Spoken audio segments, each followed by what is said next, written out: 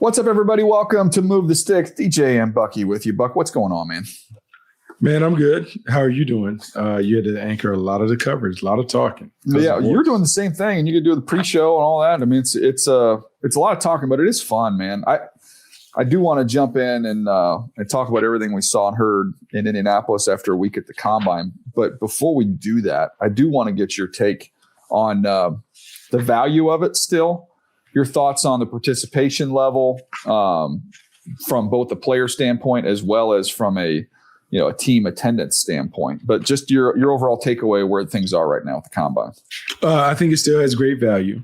I think what we've seen are guys who participate in it are more prepared than ever. We could go on record and say this was the most explosive athletic class that we've seen based on those who participated. So there's certainly value in being able to see that. And let's be real, the fact that several of the top guys performed, and particularly on defense, several of them performed back to back to back. It allowed you to make good compare and contrast analysis. So I love that. I love that Jeremiah Love participated as a top back, didn't hold out when it showed his wares. So to me, I liked all of that. Now, when it comes to the teams, and I'll say this just because of the Jaguars affiliation, there's a lot made of, James Gladstone, Liam Cohen, Tony Baselli not being there, but I can tell you all their scouts were there. Mm-hmm. And some of that was to wipe away what we've talked about, some of the bias that can be created when you're in the event. They want to wipe that away and kind of have a pure evaluation before they get down the road and have to make these hard decisions.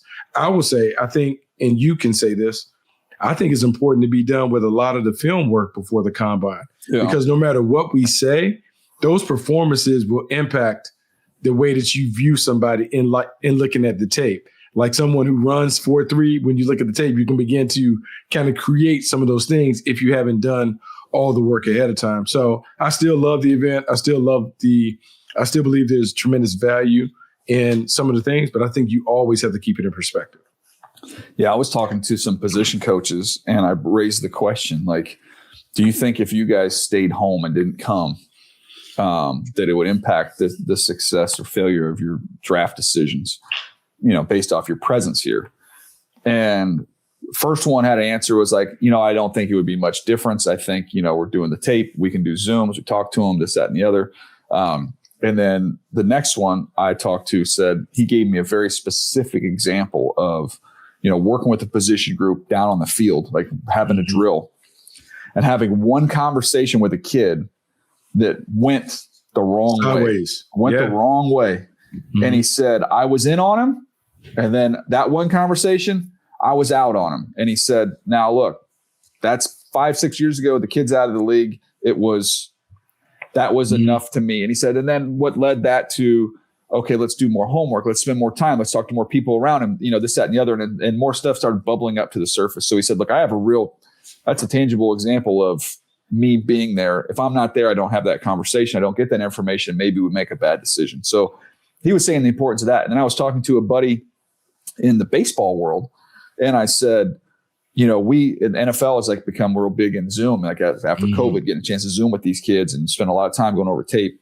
And he said, I still prefer to be in person. He said, I think it's easier to con somebody over a Zoom than it is to con them when you're sitting right next to them. And I thought that's interesting.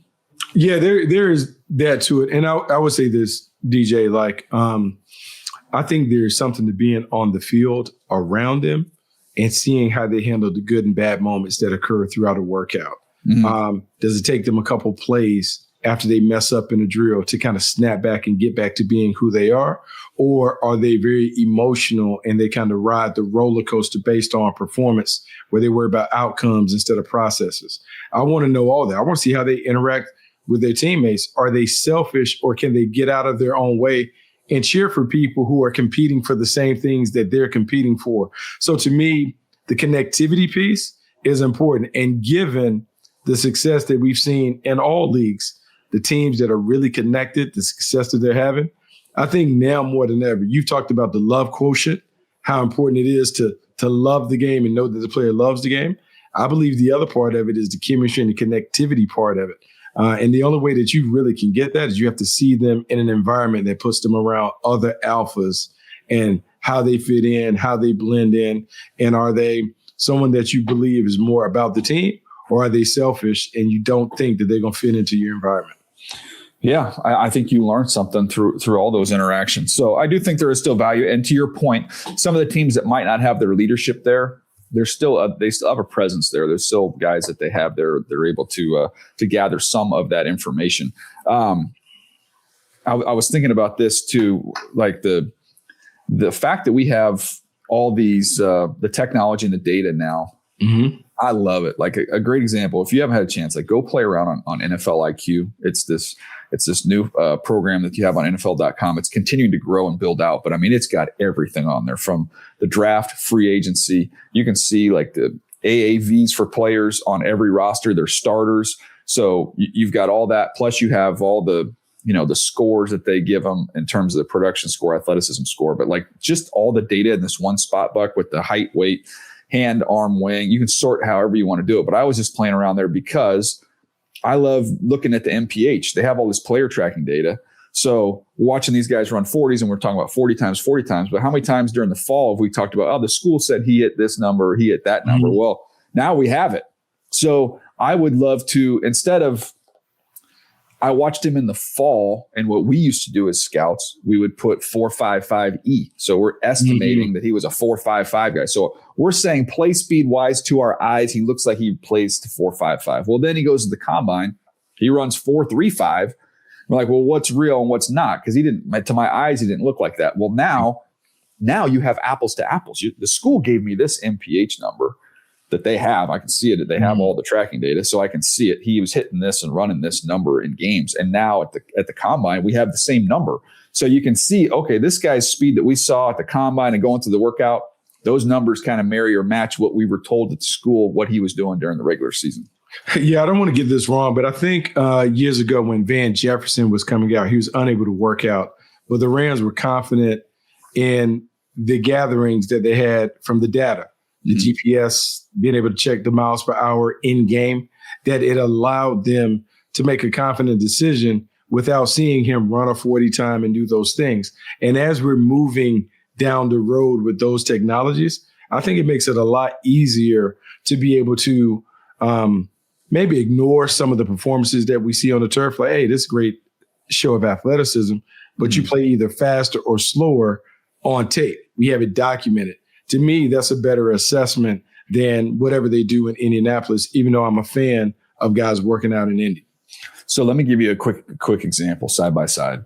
So we've both followed Zach Branch since he was at Bishop Gorman High School, right? Yeah. The receiver, went to USC, then he goes to Georgia.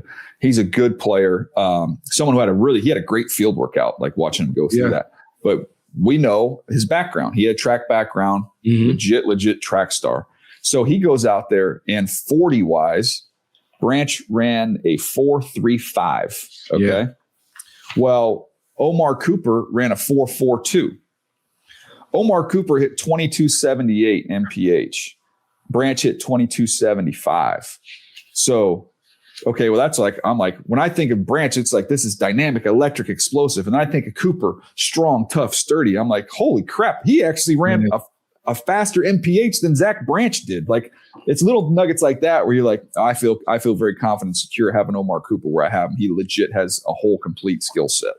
Yeah, no, it's really interesting to have that kind of comparison, because there are guys who can turn it on when the lights are on, particularly in these things. And so we talk about the track element and the background that Zachariah Branch has as a track and field standout. Well, you understand what it's like to run in that event, because it does. To me, whenever I come to the combine, it feels like a track meet.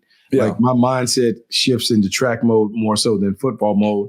And I understand it. I think some of the times and some of the explosive things we've seen, it's not a coincidence if you dig deep in their bio and you see, oh, this dude, like Eli Stowers.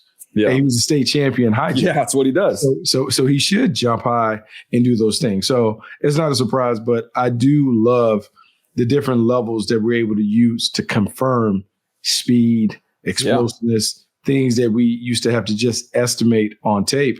Now we have real hard data that we can use to make the comparisons to other prospects at the spot. Yeah, the example there with just, again, those two players, Branch's 10 was 1.50. So where does the track background come in? Starts getting out the blocks. It was 155 for Cooper. So, I mean, I don't think we're going to ask Cooper to get at the wide receiver stance to get down in a track stance, but like he actually had more top speed than Branch did. So, anyways, all this information that we have, I was talking to, give you another example of kind of how teams take in the combine, maybe more so than you would as a viewer. I was talking to someone as a line coach, and we were talking about the things we saw in the workout and everything. And he said, yeah, the most important thing to us is the flex test. Like they will have those guys. They will not, they will do a squat. So you're free. Like you're just standing up. There's no wall, nothing else like that. But you're going to ask them to sit back, on their heels, like you're sitting into a chair, keeping your feet flat on, keep your back flat and your feet flat. And you can see their hip flexion. And how can they bend? Like that's literally a bend test. And I remember seeing the one, cause they'll do a video of it. The combine will at the weigh-in. So they'll do the height, the weight, and then they'll pull them over to the side and then they'll do that flex test. And those line coaches, like is more valuable to us than anything we see throughout the entire workout because it exposes however tight they might be. Yeah, I mean, that's a big part of it. As a yogi, I can tell you, like getting that malasana or frog squat position is not easy to get in and out of. And those guys, when we think about what we ask linemen to do, particularly offensive linemen, you talk about being able to catch and gather, to anchor, to stop power. It requires being able to sit down and do all those things. And when you balance the flexibility with the agility, the lateral quickness, and those things, those tests are far more, I would say, indicative of how someone's going to perform in the league than the straight 40-yard dash and some of the other things that we ask them to do. I was looking at, how different teams having conversations, like what are they looking at from a number standpoint, a data standpoint, as they're evaluating free agents, veteran players, even their own roster. And this was a stat that I had not heard of, that I know it exists, but I hadn't pieced it together, which was if you're looking at edge rushers, I know we've talked about this a little bit, but if you were to combine their sacks, their tackles for loss against the run, so we're not counting tackles for loss that are sacks, so the two separate categories, and the penalties forced. So if you held me 3 times in a game, they're making all 3 of those things equal. So they are all negative plays. They all put you behind the sticks. They all make it less likely for you to get a first down and maintain possession of the ball. So it's an impact way of looking at defensive linemen beyond just pressure rate or sacks and pressures, or they've combined those 3 things and not differentiating between a run tackle for loss, a sack, or a forced penalty. I thought that was fascinating. Yeah, it is fascinating because what it speaks to is disruption. How many disruptive plays are you creating? We've talked about it, like Brian Billick all the way back used to talk about turnovers and explosives. Well, now what you're talking about are the disruptive plays.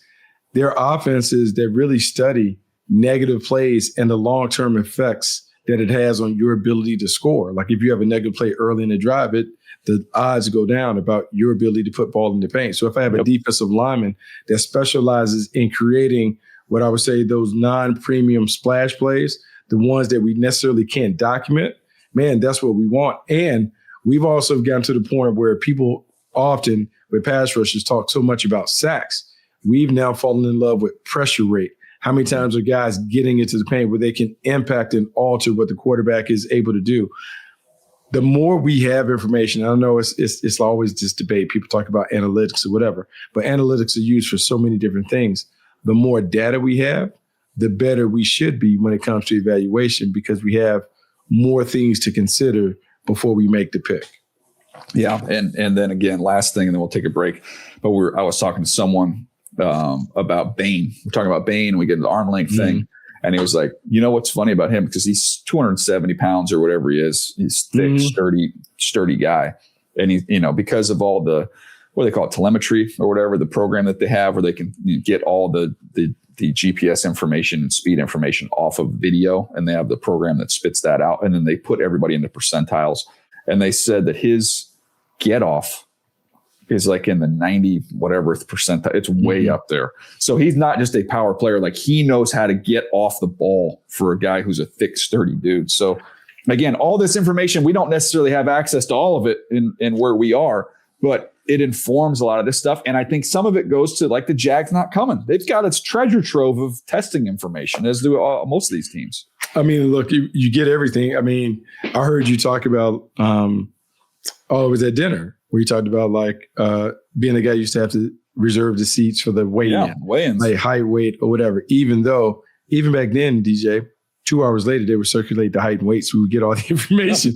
But remember how big it was? Oh, everyone rushing to get the spot on the 40 time, even though the printout comes a few hours later on the official time. No, and we had body type grades because I had to sit up there. The guys would sit up there and give body type grades. I'm like, they give you a binder with a picture of the body type front and back.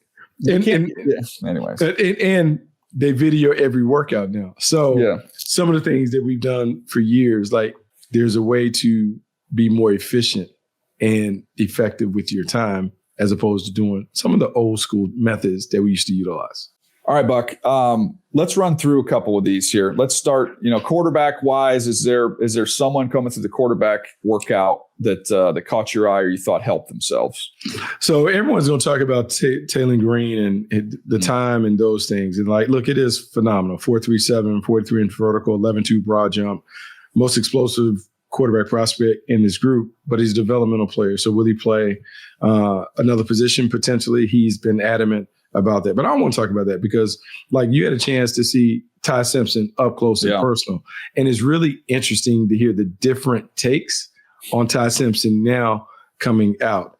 And here's what I'll say, and I think Ty Simpson is a really good player. However, I think he's also part of a cautionary tale that we've seen in the league that has kind of blown up in the faces of front offices when it comes to lack of starts.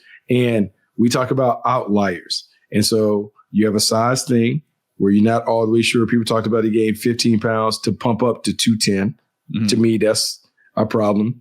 Under 6'2", we've seen shorter quarterbacks play. So you have the size thing, you have the experience thing. And then from my vantage point, I thought the arm was good, pretty good. I didn't think it was spectacular. Yeah. And so when you have three outliers, and I hear people kind of already building in, but like he didn't do this and that. I was like, man, I think you just have to be careful when we're going down this road. If we're viewing him as a franchise quarterback and someone that you're going to have to slide in as a starter, I just think we have to stay true to the metrics sometimes when it comes to the things that have been proven to be challenges to overcome at the position. Yeah, a couple different things there. So I had him as my 40th player. Come out of the combine, he might move up a few spots, but he's not going to get inside my top 32 players. I view him as a second round pick. Like that's what I think he is. That's where I think the value matches. Now, I'm not naive enough to think that we don't have guys in this range who end up going in the back half somewhere in the first round. So that's the first part of the equation. Second part of the equation is the things to like about him are he is like when you watch all those guys go through it, mechanically pure. I mean, he had the best feet by far. Mm-hmm. His stroke and release is beautiful. Like he's the son of a coach and he is dialed in there. He's got good balance. He's got good weight transfer. He's got throws a nice ball. He can get it up and down, layer it. He does not have a power arm. Like one of the things was we would show the workout and then we would go to commercials and we would do flashbacks of here's CJ Stroud and here's Josh Allen. And you're like, whoa, like that just resets your eyes like that. And you're like, okay, that's not what that looks like. But, so you kind of look at him, okay, I have him a second round pick. He's very clean, mechanically sound, all that kind of stuff. He's got the limited number of starts. But the tape early is really good. I know one of the hallmarks is the first game against Georgia. He played really, really well in that game. The problem that I have a little bit with it is you can't get carried away thinking this is Georgia from 2-3 years ago. This is a Georgia team Tennessee and Aguilar hung 40 on. This is a Georgia team that Trinidad Chambliss was a track meet going up and down the field against this group. So they're going to have maybe one first round pick on that Georgia defense this year in CJ Allen. That's a maybe. Yeah. So it's not that same name brand defense that you think of. He played well. He played well in those early games, but he got, the end of the year, the competition got better. He had some sickness, lost some weight. I know the running game offensive line wasn't good, but it's just hard to make the case when you're talking about the limited number of starts. You're an outlier in terms of the size that you mentioned. Like those are tough hurdles to get over. So now I start trying to find, fits of like where does he make sense? And the one that does make the most sense when we said on the air was Arizona, but not picking up there in the top 10. To me, it's the second round. If you wanted to trade back into the bottom of the first, okay. I could, conceivably see that. I think there's more value there for him in the second round. And the other team that he fits, it's not clean because of their situation, but offensively, he does fit what KOC does in Minnesota. And I know they've got JJ there, and he has barely played, and he's young. And gosh, you hate to be giving up on someone, but I don't get the sense, at least around the combine. Not talking to anybody from Minnesota, but just kind of the general sense you get around the league. It's like, I don't know if that's going to work. And I don't think they would do it at 18. So it's like, do you try and get extra picks and try and play that whole game? But those are the two teams that kind of made sense. And the last thing I'll say, Buck, is when I went through, just as an exercise, I'm like, I'm going to go through statistical leaders in the NFL at the quarterback position. And I'm going to keep going until I get to somebody who I think is, that has similar kind of maybe a lack of size and a lack of like just pure top shelf arm strength. Like, I went down, ironically, to the two Alabama guys. I got to Tua and I got to Bryce. And those guys are very, I think we would have, Utah, I don't want to put words in your mouth, but those guys to me are very, very scheme, and they're very dependent on their environment. You got to have all the right pieces in there for them. And I feel the same way about Ty. He goes into the right offense, the right situation, the right supporting cast. I think he can be successful, but he's with those other Alabama quarterbacks to me, and that has to be in place. Yeah, and I don't think and I know people talk about, he was on the team for a long time and he practiced, but there's nothing like game reps. And we've seen, and it's been documented. You think about Bo Nix coming with 60 plus starts in the transition that he made into the league successful. You think about Brock Purdy being Mr. Irrelevant, having 40 plus starts when he entered the league and the success that he had. We just don't have a long list of names of guys who have 15 or fewer starts who've had success. It's just a hard road to travel. That said, you talk about scheme fits, and I noticed you talked about KOC. You mentioned Arizona. Yeah. Well, if we're going to throw those families in there, I'm like, well, the Rams. You know, and I think the Rams ideally would be a perfect fit just because Matthew Stafford is there. They have a starting quarterback. There's not a rush to get him on the field. I feel strongly about Sean McVay and company's ability to develop quarterbacks. Pretty much everyone who has played there has worked. And to me, in my notes, when I looked at Ty Simpson, I wrote down Brock Purdy and Baker Mayfield.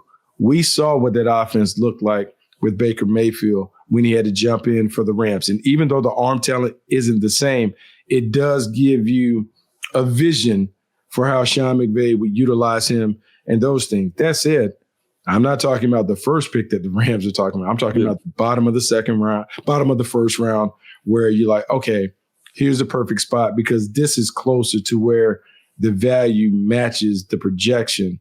I would be okay at the bottom of the first. But hearing what I'm hearing about him and people talking about top six, I was like, no, I can't sign up for that one. No, I can't either. And the problem with the Rams thing is, yes, he fits that offense perfectly. He could, Sean McVay has had this type of quarterback. The problem is he had Jared Goff and realized Jared Goff, he didn't feel like was good enough. He wanted more. He wanted more. So he moves on from him and go get Matthew Stafford. Now Stafford is the MVP of the league, but I don't think this is a 5-year runway they have there. They're this close to winning a Super Bowl. And everybody expects that whenever Stafford moves on, there's a decent chance that Sean McVay moves on. So this is their time right now. And I have a hard time wrapping my brain around the fact that you're going to use a precious resource that could be the difference. They are a drop punt away from going to the Super Bowl last year, Buck. Yeah. Like you could get a player at either of those first round picks could be the difference of you hoisting a Lombardi trophy or not. I can't wrap my brain around Sean McVay stamping that and saying, yeah, let's get a quarterback for the future. Oh, by the way, he's not going to be anywhere close to as talented as Stafford. And I might not even be here to coach him because I might be going and doing television at that point in time. I can't get my head there. I can't. Well, now that you said the Stafford thing, I got the perfect analogy. We're going to use our own David Singer. So flying back from the combine, the booking staff convinced Singer to upgrade and sit in first class. Yeah. And we said, Singer, once you start sitting in first class, it's going to be a game changer. It's going to be hard to go back behind the curtain. Yeah. And so as you're talking about with Sean McVay, after he's played with an MVP, a guy who has tremendous, exceptional, A-plus arm talent, it's going to be hard to go back to a non-prototypical guy and say, yes, Sign me up for this for the next decade. That was a good point that you made. Yeah. Because it's very similar. Yeah. And the other two, it's a great analogy. The other two things I would say real quick is Baker Mayfield played a ton of football, built like a wrestler, strong arm. Yeah. Brock Purdy played a ton of football. He lost all that weight. Remember, he'd lost like 15 pounds to get down because he'd gotten so muscled up and strong and thick. And now look, arm strength wise, I think Purdy and Ty there's more similarities there, but they had just played so much more football. I like him. I like Ty Simpson. I think he's got a chance to be a starter and have a chance to be successful. But you got to find the right fit. Arizona makes by far to me the most sense of any of the options. But then it's where does that land? So I know it's just kind of a topic everybody's hitting on, but that's I think we kind of handled all areas of that whole thing. Yeah, no, I mean, look, that's the topic that everyone is hitting on. I want to get you on the running backs, and it was funny because you made mention not a lot of running backs worked out. Like it was a small collection, but at the top of the charts, Jeremiah loved working out. Look, man, I knew he was really good. And I could tell in watching the clips, not only on tape, but like the practice stuff, him going through the bags and stuff, that like he had some juice. I did not know he was the athlete that he displayed in Indianapolis. That was a really impressive workout. Yeah, it was phenomenal. I mean, I toyed with the idea of he's my second player. There's only one more spot for him to go, would be to put him in the number one position. But I mean, I probably just stick with the quarterback at this point in time with Mendoza, but I'm not arguing with anybody that says he's the best player in the draft. It's all right there. He can do everything. I thought Jadarian Price had a really good workout, ran in the high 4.4s. He did a nice job. The, Washington Jr. from Arkansas, he's, either the third or the fourth guy, however you want to look at it to me. And I know the Nebraska kid had a good workout as well. So, I mean, those are the four guys for me. I think that's, to me, clearly the top four, however you want to stack it, however you want to order it. Those are the four guys. One for sure in round one. I think the other three all go on day two. Yeah, no, what's interesting in terms of, because you've talked about this, because you had a chance to see him up close and personal at the Senior Bowl, and that's Mike Washington. Yeah. DJ, what we do know in this league, like people can choose to make their back by committee situation one of a few different ways. One, you can have the number one back. You have a change of pace back as number two. And the third back is more like the number one back. So the number two guy never has his role change. When I look at Washington and I think about that RB situation that most teams operate, man, you just don't find guys that are big, fast, and physical. And I'm talking about a big man that's 4'3", 39-inch vertical, which speaks to his explosiveness. You saw him down at the Senior Bowl where he acquitted himself really well. Yeah, you're talking about someone, we're in the day two category. If we're looking at backs, he's in that conversation. And it's one of those steady climbs up the chart throughout this process. But I would say, like, even though he just did the 40-inch jumps, really impressed seeing a big man run like that. Yeah, he's big and runs hard. I mean, he ran over the Texas safety, Taff. Oh, my gosh, that was nasty. But anyways, those are kind of the top guys there. I do like the Wake Forest kid as a change of pace guy. He's 188 pounds, but he ran light. He ran 4.37, and the problem with him is he's got 8 drops. So just as a runner, I like him as an undersized, change of pace, juicy, bursty back. But he's got to catch the ball better if he's going to have more of a role at the next level at that size. Receiver position, Buck, is there one or two guys that stood out to you with what they did? Brazel running the time was impressive, like 4.37. I kind of felt like he was the vertical stretch guy. The comparisons people have made to Christian Watson, to me, come to light when you see him run that kind of time. I would say take the 40s and stuff aside, I would say on field. I think to me, we've talked about like the on field, the craftsman. I think Mekhi Lemon showed up well, even though like he's gotten like a lot of flack for podium approach, interviews, and those things. I think when we get to the ball part, that's where he shines. He and his buddy Jacoby, like they kind of showed up and did their thing. So I was impressed with that. But overall, man, just the speed of the group kind of stood out to me. Yeah, no, it's some good names. I'll give you 2 more. Casey Concepcion. I thought he did a really nice job out of A&M. He caught the ball well. That was going to be the thing because of the drops. He had 7 drops. So how does he catch it? Thought he did a really nice job there overall. Man, Ted Hurst running as well as he did out of Georgia State, running 4.42 was good to see. Mm-hmm. Jeremy Bernard is going to be a really, really good player. I talked about JSN Light when I watched him, not in terms of the size, but just as the player, like just a little lesser version of that. But I think he's going to go. I think he's got a really good shot at going in the second round, Buck. Yeah, no, look, when I wrote him up, man, I wrote him up as a second rounder all day. And to me, he was an easy eval just because of how smooth and fluid he was. Look, he had to step in and replace Ryan Williams because Ryan Williams was struggling with the drops and all that other stuff. He came in and kind of became their most dependable receiver, had a lot of production, route runner, chain mover. To me, over the middle, I wrote down in my notes, ideal number 2 receiver. I think he confirmed that because he's even faster than maybe I thought. I had given him a day 2 grade, and I think he just kind of solidifies himself as a middle of the second round type of prospect. No doubt. The tight end, Sadiq, not a surprise, ran 4.39, did not do the field workout. Didn't get a chance to see Max Clare do anything. So looking forward to seeing him, at the pro day and see what he runs. Eli Stowers ran 4.51, jumped out of the, broke all the jump records. He was excellent. I like Marlon Klein from Michigan to potentially be a better pro than he was in college. A couple big guys didn't run. I was shocked. I don't know where he's at from a health standpoint. I have to go check. But Michael Trigg is super, super athletic and explosive, but didn't get a chance to see him do anything. And then Royer from Cincinnati didn't get a chance to see him do anything. So those guys I thought would test well, work out well, but I haven't seen it yet. Yeah, no, and Dalen Bentley from Utah is a guy. Yeah, he surprised me with how he moved around. Yeah, like and look at I fall in love with his game, even though he only has 1 year production. The way they move him around, slide out wide and empty, just really patient as a route runner, but moving around, showing the explosiveness that he displayed. He has chance. This is a really good tight end class. To me, I think we've seen the last couple of years, man, these mid-round tight ends that have immediately impacted the team. I think we'll continue to see that with his 2026 class. Yeah, Bentley's going to be a little bit older. He's going to be 25 years old, but 48 catches, no drops. They move him around. I thought he was fast enough. Turns out at 4.62, he's plenty fast enough. But he can adjust, pluck, catch the ball. He's got some size, 253 pounds, over 6'4". So he was one I thought Buck's a little higher on him than I am. I don't know if I'm digging him. And then I watched him go through the workout. I was like, Bucky just reeled one in the boat right there.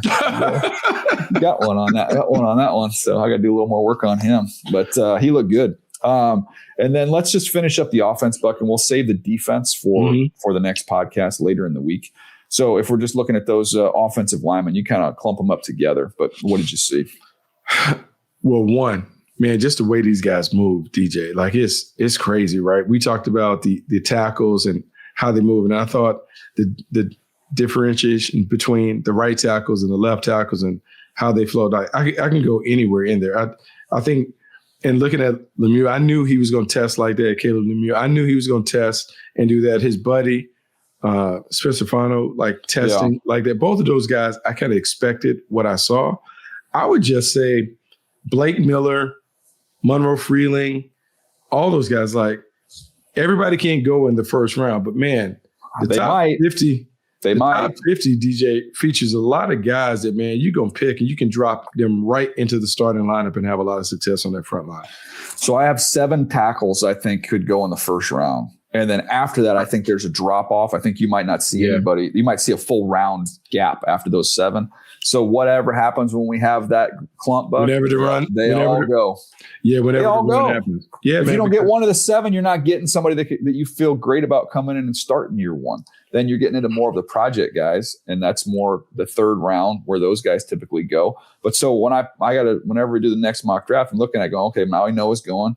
Fano, who has the shorter arms, but literally worked out at center, can play any of the 5 spots, is a really good player. He's going to go in the first round. Blake Miller is almost 6'7", 317 pounds, ran 5.04, 54 starts, high school wrestler, did over 30 reps on the bench. Like he's going to be check. Yeah. I mean, we call him the 30-30-30 guys. I don't know what his Wonderlic is, but it used to be if you could bench, jump, and have over a 30 Wonderlic in offensive lineman, like it's hard to ever fail with those guys.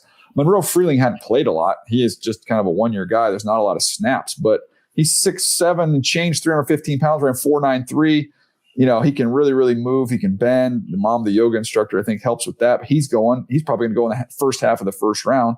Proctor worked out well at 352 pounds, which is actually light for him, which was good.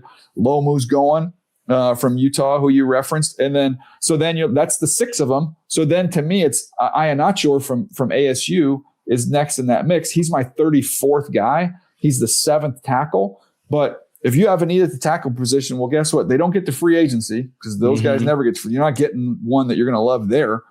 And you don't take him, you're not getting one. So I think those guys are all going to go. Not to mention you've got Ioane, the guard from Penn State's going to go. And there's a couple other interior guys that, Pregnon, I think maybe early second. But these linemen are going to go is all I'm getting at. The receivers are going to fall. Some of these other guys are going to fall. But the offensive linemen, if you don't take one, you don't get one.